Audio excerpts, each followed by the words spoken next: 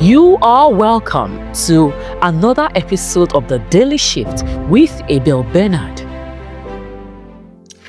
I heard a story once. A man wore a Rolex to the gym, was once saying this story himself. So someone asked him one time, why wear a Rolex to the gym? What if it gets crashed? Person was just asking because probably he was curious.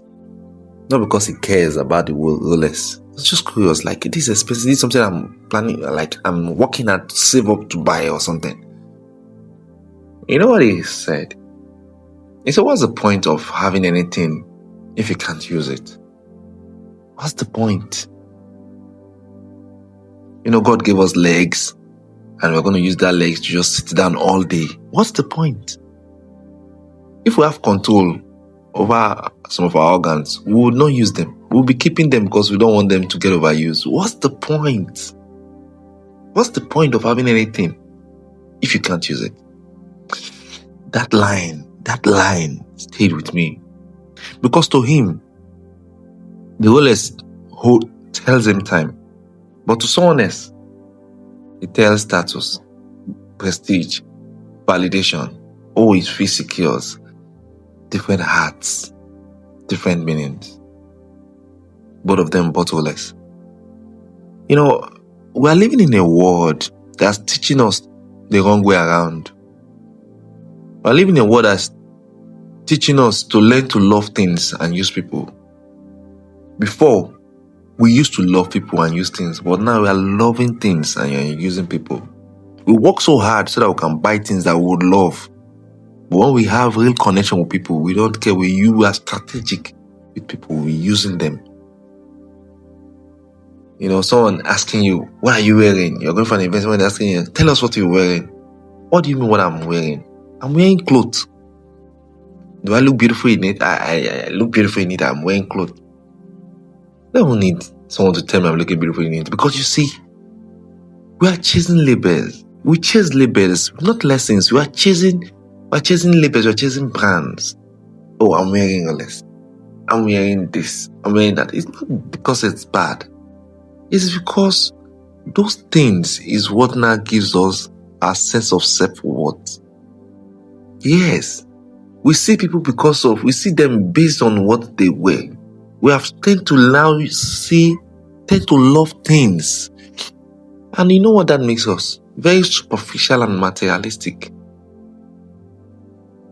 Rather than enjoy moments, we are framing them for the internet, capturing content. Well, you see, when are we going to really enjoy our lives? Be present and just enjoy the moment. Consume the content of it.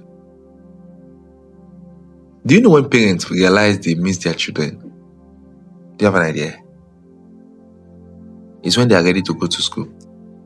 When they are going on this college or this boarding school, you are sending them out for a very long time. That's when they realize, oh, he's going. Oh, this is your wife is packing. The husband is packing. And, you realize, I'm not going to be seeing this person for a long time. Suddenly the rooms will now become clean. What used to be messy, too quiet, and you now start missing them. And I keep wondering, why didn't you miss them when they were right there beside you? Why don't you enjoy them more when they were right there beside you? When that child wants to play. I'm not saying that sometimes you are not tired. I'm saying you have not been enjoying their company. Suddenly, it now dawns on you. You see, for some people, they get to realize this when they're on their sick bed or on their dying bed. They get to realize that all they are toiled for, all they've worked for, they didn't really enjoy it. What's the point of having anything when you're not using it? You've got fine China wares at home. You're waiting for Christmas next year. You got that specific outfit. You are saving it for a better day. A better day. A better day. There's no guarantee you won't see the next day. You're talking about a better day. Use things. Enjoy what you have. Use things. Because life doesn't wait for our perfect timing.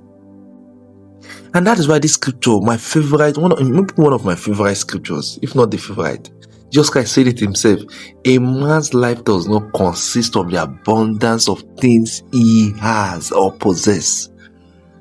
That's a word, that quote from scripture talks in, is one of my core pillars. Now, let's now imagine. We're concerned about our generational wealth. We want to build wealth for our children. We want to build wealth. Let's work hard so that our children will not suffer like we did. Beautiful intention, beautiful motive. Now, I want to ask you something. Let's say I take out a black bet and I hand it over to you. Does it mean anything if you didn't earn it? Does it? That's the problem with many of us. We want the reward without the responsibility. We want meaning without the making.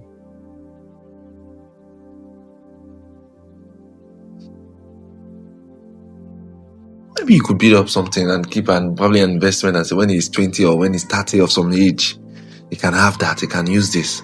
Maybe so he doesn't start from that point. Maybe that's so. But you deny the system, you hack the system, they will not enjoy it. Your next of kin may just squander everything. And you that work and toiled, that's why the scripture said, enjoy the work of your hands. Enjoy it and marry. Enjoy the fruit of your labor. Enjoy it. It used to be one of your prayer points, but now you are keeping things for better day. You know, one thing I've also learned very simply is that I don't like fighting with my wife. You know why? Because every moment I spend doing that is another moment I can't get back. Life is fleeting. Life is fleeting.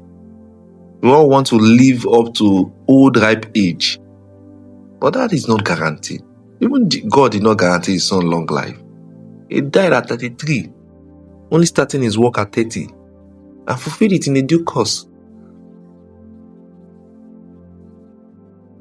And you see people hanging on to things, resenting, keeping malice, and life is fleeting. Everybody knows that in 100 years we may not be here. Not one of us. I don't know my great-grandfather. He doesn't even know me. I don't even know my grandfather. And so for some people, they don't even know their immediate father. They don't know. Because life happened. Maybe their father died before they were born and stuff like that.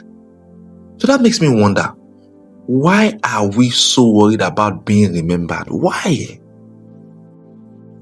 Why are we so bothered, worried, working so hard that we should not be forgotten? Why? When we have not even truly lived. When we have not truly lived. Well, I want to build generational wealth. That's good, but wealth without wisdom becomes a burden. And if your children inherit your money, but not your peace, they will spend the rest of your lives paying for what you didn't teach. So yes, build wealth, but build love too. Build memories. Build heart imprint. Build laughter. Build stories that will make people remember how they felt around you. Because everyone realizes life is passing. And not everyone have started living. They just go. So live. Shifters, live. Enjoy, eat wisely. Enjoy, forgive quickly. Give thanks often. Don't wait for perfect conditions. They don't exist. Maybe what you're looking for is not more things, but more meaning. Maybe the shift you need is not in your job, but in your joy. Take a deep breath. You are here. That's enough reason to start living.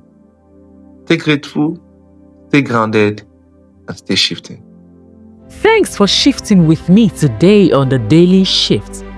If this sparked something in you, don't keep it to yourself. Share it and make sure to join it tomorrow as we keep flipping tables and reintroducing Jesus in a way that makes sense. Until then, stay shifting.